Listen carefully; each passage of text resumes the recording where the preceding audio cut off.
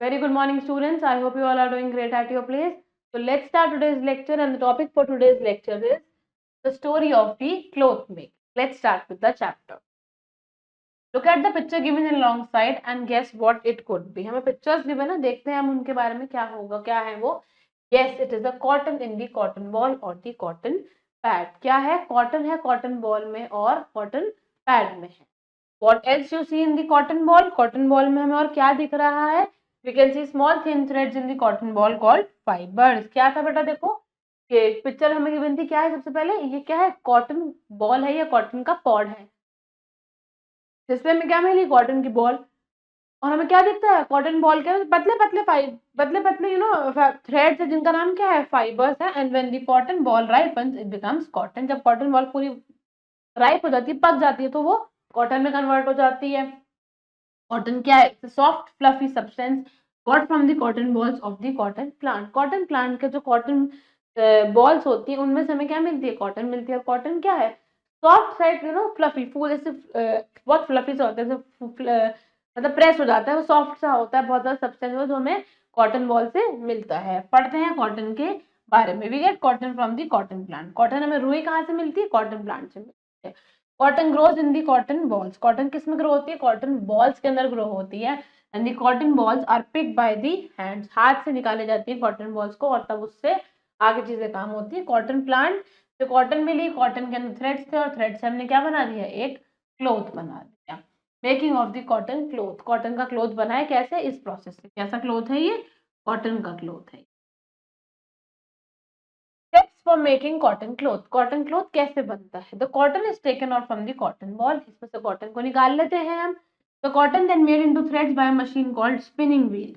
Cotton जो होती है उसको हम आगे, ये कॉटन पॉट से कॉटन निकाली, कॉटन से वो आगे एक स्पिनिंग मशीन होती है, उसकी मदद से हम क्या बना लेते हैं? उसको धागे निकाल लेते हैं, और इस प्रोसेस का नाम क्या है? स्पिनिंग. फिर क्या होता है? जो धागे होते हैं they are made into cloth on weaving machine called loom. धागों से आगे हम क्या करते हैं? एक सिलने वाली मशीन में धागों को डालते हैं, और उससे क्या हो जाता है? लूम बन जाता है. सॉरी, लूम एक मशीन होती है, वीविंग मशीन कॉल्ड लूम होती है, जिसकी मदद से हम आगे काम करते हैं. This activity is known as weaving. कपड़े बुनने को क्या कहते हैं? वीव करना, कपड़ा सिलना. In textile mill spinning and weaving are done on big machine. जो टेक्सटाइल की बड़ी बड़ी मिल्स होते हैं, यानी कि जहाँ पे बहुत सारे क्वांटिटी में कपड़े बनते हैं, तो उसे हम क्या कहते हैं? वहां पे क्या होता है? स्पिनिंग और वीविंग का जो काम है, यानी कि धागे जो बन रहे हैं, स्पिन हो रहा है, और जो फिर वो वीव हो रहा है, वो सब प्रोसेस किस पे? हाथों से ना होके मशीन से होते हैं. अगला क्या है बेटा? Wool. We get wool from sheep. Wool हमें किससे मिल रहा है? The soft curly hair of sheep is called wool. जो शीप के सॉफ्ट सॉफ्ट हेयर्स होते हैं, लेकिन वो थोड़े कर्ली होते हैं. आप देख सकते हो देयर कर्ल्स होते हैं, ऐसे मतलब सीधे सीधे नहीं है, ऐसे कर्ल्स कर्ल्स के फॉर्म में सॉफ्ट होते हैं. तो ये क्या होते हैं? वूल होते हैं. मेकिंग ऑफ वुलन क्लॉथ देखते हैं कैसे बनता है. Steps for making woollen cloth. The wool is removed with the help of big scissors और मशीन. सीजर और मशीन की मदद से हम शीप से वूल निकाल लेते हैं. Wool is then clean and wash. धो लेते हैं, साफ कर लेते हैं उसको, और वूल को स्पन कर देते हैं वुलन की थ्रेड्स में. उसको ऐसे साफ करके सब करके उसे हम धागे की फॉर्म में बना लेते हैं.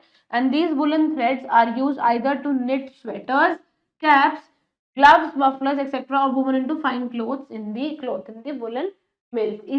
इसी जो धागा होता है, ऊन होती है, इससे हम स्वेटर, ग्लव, मफलर बना लेते हैं, या फिर मशीन की मदद से इनसे हम वुलन मिल्स में हम जाके, फैक्ट्रीज में जाके वुलन क्लोथ बनवा लेते हैं. Point to remember is wool coat of the sheep is known as fleece. ये जो वूल का कोट है, जो जो ये आपकी ऊन का जो एक पूरा लेयर है शीप के ऊपर, इसे हम क्या कहते हैं? फ्लीस कहते हैं.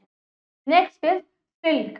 सिल्क हमें कहाँ से मिलती है? सिल्क एक एनिमल प्रोडक्ट है. सिल्क हमें सिल्क वॉर्म से मिलती है. Silk is also an animal product, और वो किससे मिलती है? हमें सिल्क वॉर्म से मिलती है. Steps for making silk cloth.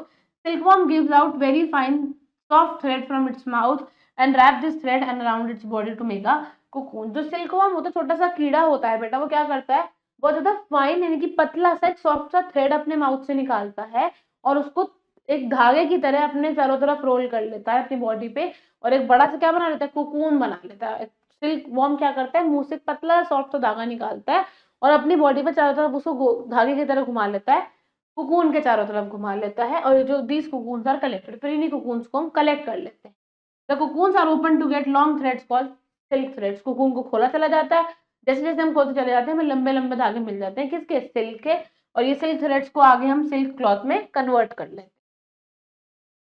Making of silk cloth क्या करा, कैटरपिलर सॉरी सिल्क वर्म ने अपने जो माउथ से लिक्विड निकाला था, पतली पतली लेस, उसको हमने क्या आगे उसने कोकून की फॉर्म में रैप कर लिया। मशीन्स की मदद से अब हमने इन कोकून को खोला, सॉरी, तो ये सिल्क क्लॉथ में कन्वर्ट। मैन मेड फाइबर्स कौन से होते हैं, ये सब तो बोल रहे बेटा जो नेचुरली हमें एनिमल से मिल रहे हैं, वैसे कौन से फाइबर्स है जो मैन ने खुद बनाए हैं। Fibres we get from nature are called natural, जो नेचर से मिल रहे थे वो नेचुरल है। Cotton, wool and silk example of some natural fibre, ये सब नेचुरल है बेटा क्योंकि हमें एनिमल से नेचुरली मिल रहे हैं, हमने नहीं बनाया है उन्हें। The fibres we make in our factories are called man made और आर्टिफिशियल फाइबर्स, जो फाइबर्स हम अपने फैक्ट्रीज में बना रहे हैं, खुद से बना रहे हैं, वो या तो मैन मेड कहलाते हैं या फिर आर्टिफिशियल कहलाते हैं। Nylon, rayon and terylene are examples of some man made fibres, कौन कौन से मैन मेड, नायलॉन है, रेयन है और टेरिलीन है, which is an exam, these are the examples of some man made fibres. People who help in cloth and cloth making, जो लोग cloth बनाने में, क्लॉथ मेकिंग करने में हेल्प करते हैं वो कौन होते हैं। People who weave threads into cloth are called weavers, जो वीव करते हैं किसको, धागे को कपड़े में, वो कौन होते हैं, वीवर्स होते हैं। जो स्टिच करते हैं क्लॉथ को वो कौन होते हैं, टेलर्स, हम कपड़ा दे देते हैं उन्हें सिल के कौन देता है, tailor. And the people who wash our dirty clothes and iron them are called washerman, और जो हमारे कपड़े गंदे कपड़ों को धो के आयरन कर देते हैं वो कौन कहलाते हैं, वॉशरमैन कहलाते हैं। I hope you have understood the entire chapter and now it's the time to do some exercises. So let's start. Pick the correct option. We get wool from cow, horse, sheep या camel. Wool किससे मिलती है, sheep से मिलती है हमें। We get cotton from cotton plant, silkworm, sheep या jute plant. Cotton किससे मिलेगी, cotton plant से मिलेगी। Answer in one word. What grows in the cotton ball? Cotton ball में क्या grow करता है, cotton. Name a machine on which threads are woven into cloth, कौन सी मशीन होती है जिसमें जिसमें बेटा थ्रेड्स क्लॉथ में कन्वर्ट हो जाता है, लूम होता है, हमने ऊपर पढ़ा था, machine called loom. And which animal gives out long threads to make silk threads, कौन सा होता है जिससे हमें सिल्क मिलती है।